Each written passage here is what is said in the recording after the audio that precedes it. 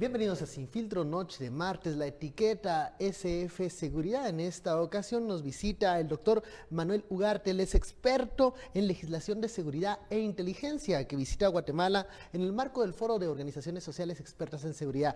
Doctor Manuel Ugarte, muy buenas noches. Muy buenas noches, un placer de estar aquí realmente. También nos acompañan en este set nuestros analistas Luis Miguel Reyes y Osvaldo Samayoa. Muy buenas noches a ustedes también. Buenas noches. Comencemos esta parte del programa para definir algunos conceptos que los guatemaltecos a veces manejan en redes sociales y preguntan, incluso causan dudas. ¿Qué es la inteligencia del Estado? ¿En qué se diferencia la inteligencia del Estado civil con aquella inteligencia militar? Doctor. Bueno, muy buenas preguntas, ¿no? ¿Qué es la inteligencia? Cuando hablamos de inteligencia hablamos de un conocimiento elaborado por el Estado, por organismos específicos y conforme a la ley, los organismos de inteligencia, para brindar conocimiento respecto a las amenazas contra la seguridad del Estado, ¿no? Es decir, ese conocimiento, dado a las autoridades que deben dirigir las cuestiones de seguridad, ¿no?, y a las más altas autoridades políticas, ese conocimiento es el que permite enfrentar exitosamente las amenazas a la seguridad. Siempre se suele hacer una distinción entre la inteligencia civil y la inteligencia militar.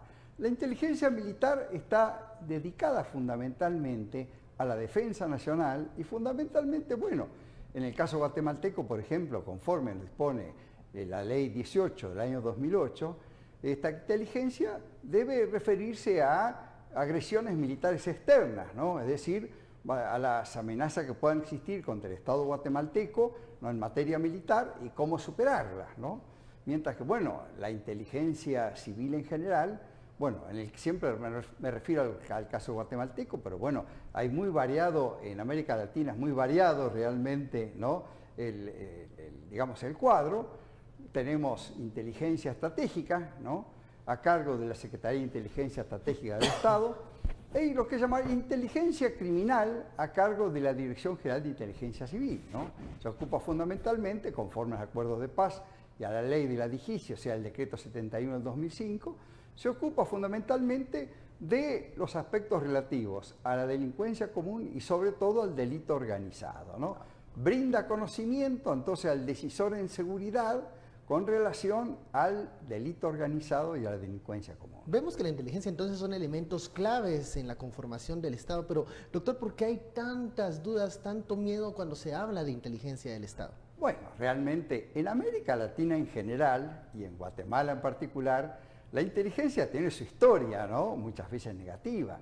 Recordemos que en general en América Latina, cuando hablamos de inteligencia, los organismos de inteligencia no militares, no incluidos en la estructura militar, organismos de inteligencia civil, se formaron fundamentalmente durante la Guerra Fría, ¿no?, y sujetos a los conceptos que regían durante la Guerra Fría.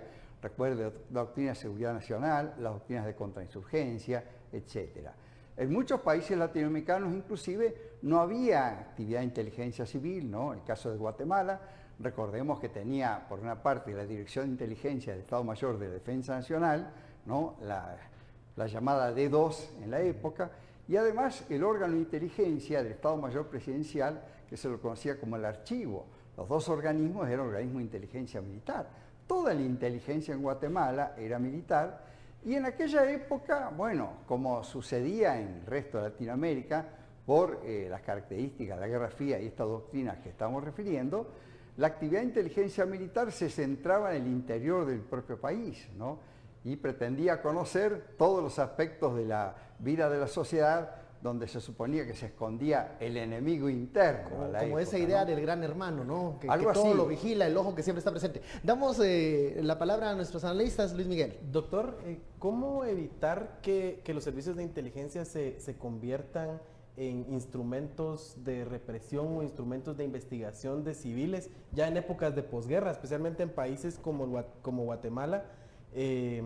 Digamos, no sé, se puede tener instrumentos de transparencia o se puede esto ser una estrategia, una herramienta abierta al público para que evitar este componente, digamos, de mal uso de la inteligencia. Bueno, yo creo que hay dos elementos fundamentales que son los elementos que distinguen la actividad de inteligencia en un Estado democrático de la actividad de inteligencia en un Estado autoritario. Estos elementos son los límites y el control, ¿no? Los límites, es necesario establecer claramente las normas legales. ¿A qué debe dirigirse la actividad de inteligencia? ¿Sobre qué puede versar la actividad de inteligencia? Y el control, por otra parte, que tiene que asegurar tanto la legalidad, o sea, la actividad de inteligencia debe obedecer, dentro del propio país, debe obedecer las normas del país, ¿no? Debe ser conforme a las normas del propio país y, bueno, fundamentalmente asegurarse que además de haber una actividad de inteligencia legítima, sea una actividad de inteligencia eficaz, que cumpla realmente las finalidades para las que están destinados, ¿no? Y eso se logra a través del control, ¿no? De los controles externos e internos, ¿no? En el caso guatemalteco, bueno, tenemos la Comisión de Inteligencia del Congreso, Inteligencia y Seguridad, y por otra parte existe en la Ley 18, existe un inspector del sistema de seguridad que se ocupa que los controles internos estén funcionando. Bueno, esos son los mecanismos que están establecidos y esos mecanismos tienen que funcionar eficazmente, ¿no? Porque de nada sirve que exista una comisión si la comisión no cumple su cometido, ¿no?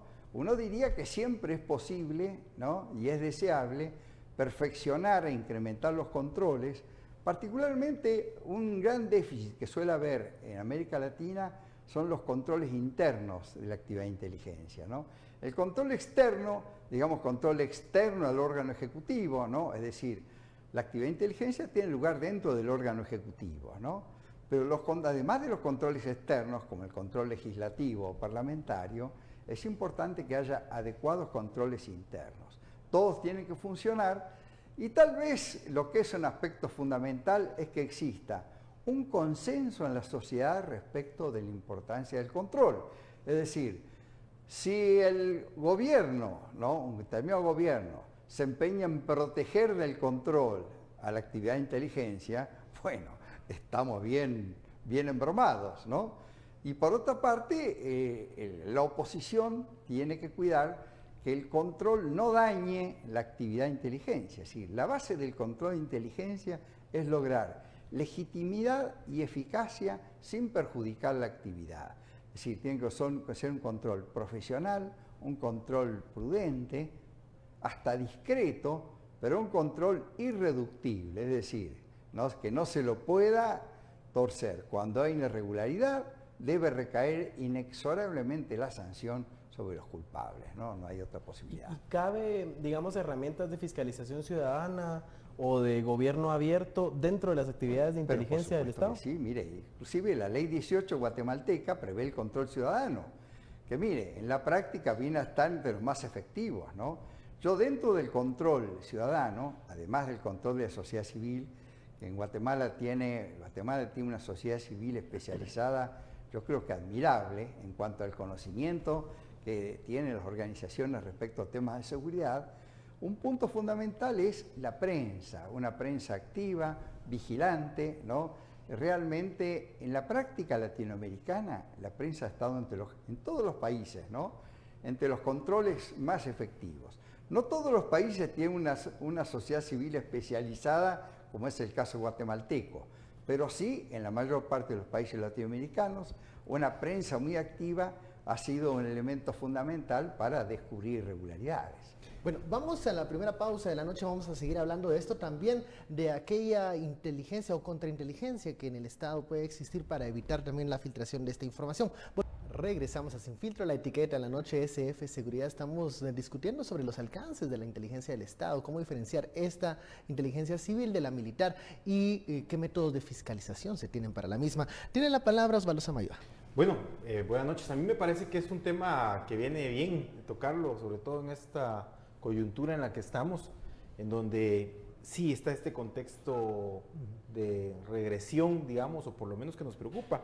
Nos preocupa que el ministro de Gobernación empiece a hablar de seguridad de la nación de forma constante.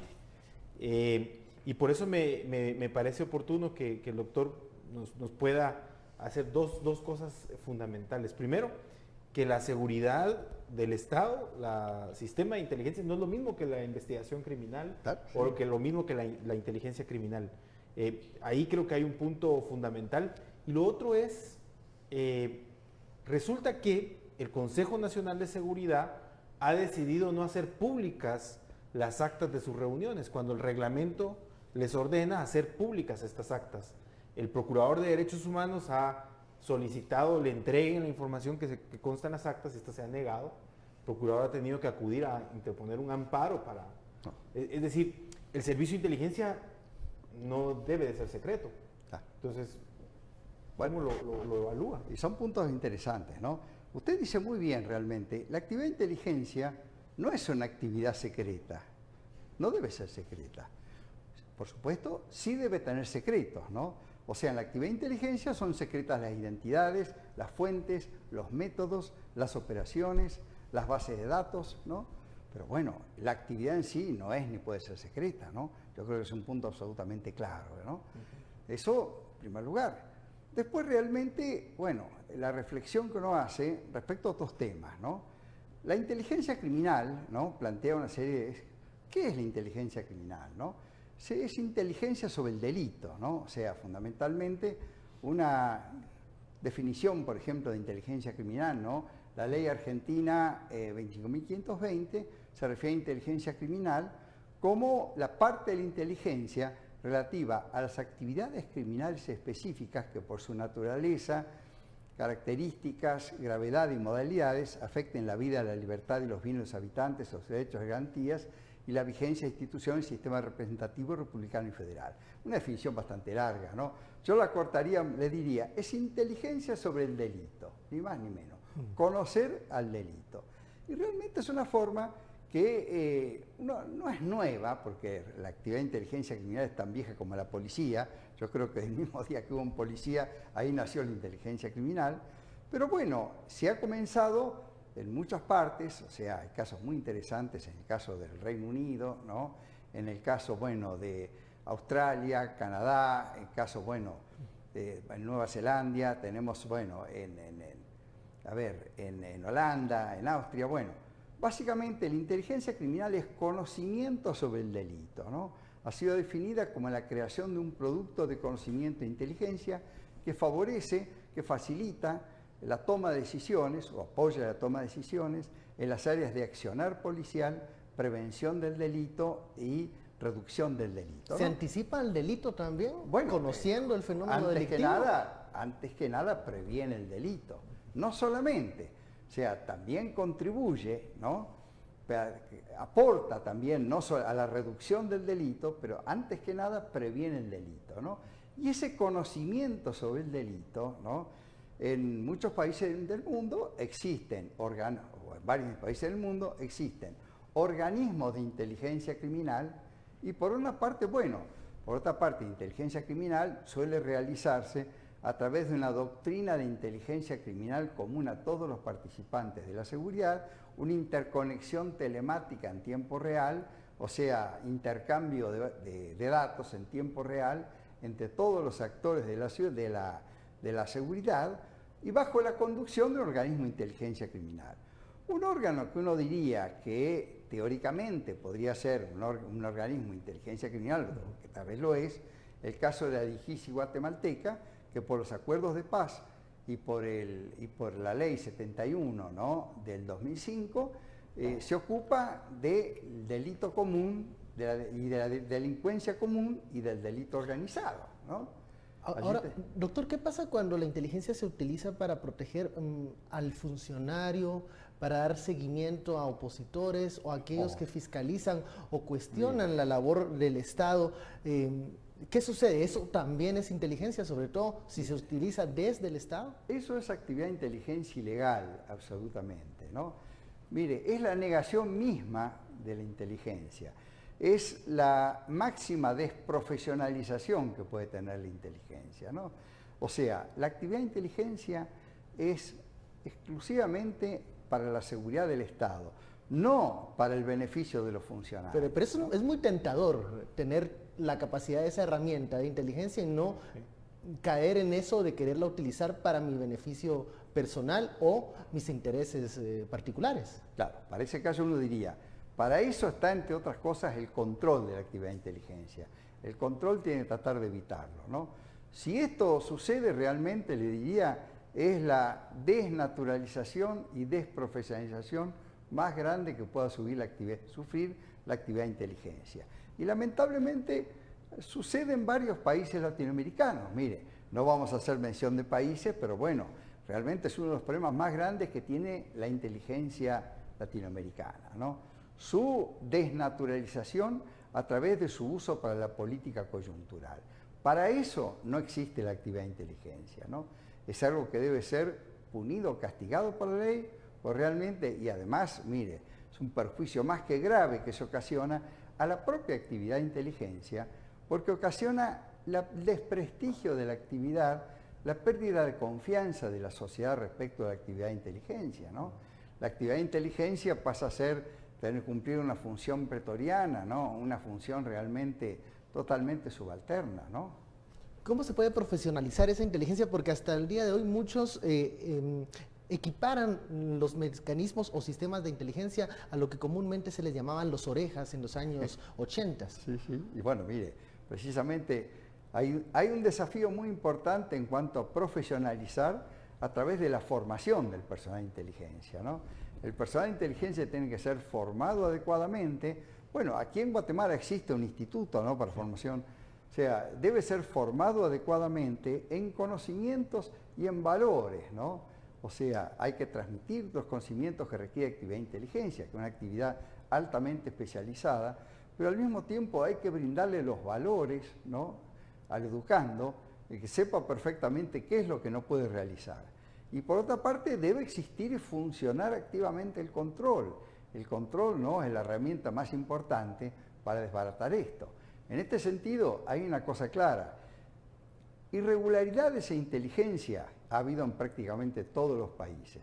Ahora, hay países en los cuales el control funciona y las irregularidades se castigan, se pagan. Otros países que el control no funciona adecuadamente, las irregularidades no se castigan, ¿no? Esa es la gran diferencia. Doctor, digamos, lo que entiendo es que entonces, o corríjame si estoy mal, los servicios de inteligencia deben estar al margen de los intereses momentáneos del gobernante de turno o del partido de gobierno, digamos. Absolutamente. Digamos, deben funcionar de forma paralela a lo que suceda en el gobierno. Yo le diría, eso es básico, fundamental. Es decir, la actividad de inteligencia es en beneficio del Estado, no en beneficio de los individuos, de los partidos políticos, ¿no? Es en beneficio del Estado. Lo que debe buscarse realmente es el beneficio del Estado, el beneficio del bien común, el beneficio de la sociedad, ¿no? ¿Y se logra esto cuando los gobiernos cambian a los funcionarios al llegar a su, digamos, llegan al gobierno y cambian a todos los funcionarios que están en servicios de inteligencia para poder tener control de ellos? Bueno, ¿cómo hacerlo? Pues le digo una cosa, realmente, si se cambian los funcionarios por cambiarlos, ¿no?, realmente yo creo que es una política pésima, ¿no? Porque usted, en primer lugar, está perdiendo la inversión que se realiza en la capacitación de personal de inteligencia. Inversión que cuesta mucho dinero, muchas veces requiere formación en el exterior, ¿no? Es una formación. El Estado pierde realmente un activo fundamental, que es un profesional formado, ¿no? Y por otra parte también la desmoralización que se ocasiona al interior del servicio, al ver que funcionarios capaces y competentes son destituidos por simples caprichos políticos, bueno, yo le diría, es profundamente negativo eso, ¿no? Es una política pésima. Si cambiaron funcionarios cuando son funcionarios que no han tenido un desempeño adecuado, eso es fundamental, ¿no? Pero tiene que haber una base objetiva, ¿no? A mí me parece algo importante. Primero es que el control ciudadano, para que sea realmente un control fuerte, tenemos que formarnos en la sociedad para entender que es distinta esa inteligencia criminal para prevenir el delito a aquella inteligencia que protege al Estado. Eso creo que es un primer punto que tenemos que clarificar. ¿Por qué? Solemos confundir en nuestra sociedad, y es herencia del conflicto, creo yo, que los sistemas de inteligencia del Estado se mezclen con los sistemas de criminalidad y entonces podemos validar persecución a personas en lo individual. Creo que ese es un punto que tenemos que poner sobre la mesa para poder hacer una correcta fiscalización ciudadana, una auditoría ciudadana como es. Lo segundo es que me parece sumamente importante, doctor, lo que nos plantea. el sistema de profesionalización de los sistemas, de los servicios de inteligencia en un Estado no puede estar a la suerte de los de políticos. Claro. Debe estar a la suerte de los intereses de ese Estado, que son básicamente la protección de la persona y sus derechos fundamentales. Exactamente. Bajo ese criterio, actividades militares solo están para eventos exteriores, amenazas exteriores. Y ese contexto nos lleva a decir, funcionarios militares no deberían de estar haciendo inteligencia de protección de los ciudadanos. Bueno, pues precisamente, pero son problemas que también, o sea, aquí hay que tener en cuenta algunos factores. Primero, ¿no? La actividad de inteligencia en América Latina tiene todavía el peso de la herencia de la Guerra Fría en muchos aspectos, ¿no? Durante la Guerra Fría, en general, los organismos de inteligencia militares se volcaron a la seguridad interior y en puro rigor las Fuerzas Armadas de los países latinoamericanos se dedicaron fundamentalmente a la seguridad interior, pero dentro de la seguridad interior más que nada a la lucha contra el enemigo interno, ¿no? Entonces, lo que ha quedado un poco como herencia es la tendencia en muchos países latinoamericanos de dedicar la actividad de inteligencia militar a la seguridad interior, ¿no? Donde se superponen con la inteligencia específica para la seguridad interior, ¿no? Tanto, vamos a llamar la inteligencia de Estado, como la inteligencia militar, la inteligencia criminal, por otra parte, ¿no? Y acaba entonces la inteligencia militar, ¿no? Realmente cumpliendo un rol que no le corresponde, ¿no? Por eso es muy interesante que aquí en Guatemala, a través de la Ley 18, se haya limitado la inteligencia militar a las agresiones militares externas, que es su ámbito específico, ¿no? La inteligencia militar debe estar orientada a la defensa del país, ¿no? Que es la función que tienen las Fuerzas Armadas, que es muy importante, ¿no? Por supuesto que la cuestión es más compleja en Guatemala, porque bueno, todavía recordemos que tanto por la Constitución como por la Ley Orgánica del Ejército, ¿no? El Ejército de Guatemala tiene competencia en seguridad externa e interna, ¿no? Estas un poco son herencias que quedan, que bueno, en definitiva, pero en materia de inteligencia es clara la limitación que establece la Ley 18, ¿no? Doctor, aquí en Guatemala se habla mucho acerca de las oficinitas o instituciones o entidades paralelas que hacen función de inteligencia al margen del Estado. ¿Qué debe pasar con esas entidades? Bueno, mire, esto es muy claro. Si existen oficinitas es porque la inteligencia no está funcionando adecuadamente. O sea, el único ente que puede realizar actividad de inteligencia válidamente es el Estado, ¿no? En este caso, el Estado de Guatemala y los órganos de inteligencia del Estado de Guatemala, previstos en la Ley 18 del 2008, son los únicos que pueden realizar actividad de inteligencia. A veces se habla de inteligencia empresaria, bueno, perfecto, que averigüen cómo funciona el competidor, cómo se mueve dentro de la legalidad, ¿no? Sin interferir comunicaciones, por ejemplo, ¿no? Que lo averigüen, bueno, perfecto. Ahora, no pueden cumplir funciones de inteligencia, ¿no? Si lo están haciendo, es una falla de la actividad de inteligencia del país que debiera ponerle término lo antes posible, ¿no? Bueno. Doctor, muchísimas gracias por este espacio y esta entrevista. Muy interesante el tema de la inteligencia y los sistemas de inteligencia, sobre todo en sociedades democráticas. Muchísimas gracias a usted, realmente.